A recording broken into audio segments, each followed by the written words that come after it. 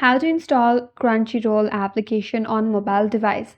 Hi everyone, this is Kate here and welcome back to the channel. And on today's video, we will learn how we can install Crunchyroll application. So without further delay, let's get started with this video.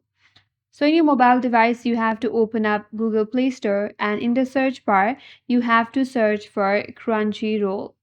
Once you search for it, this is the application that you have to install. Tap on it and open it up. Here, scroll down. If you want to view its ratings and review, you can go to this app or through this interface right here. So once you are done with your reviews, now if you want to install it, tap on the install button, and depending upon your internet connection, you have to wait for a while until the application gets downloaded in your device. Once download is complete, you can open up the application and set it up in your mobile device.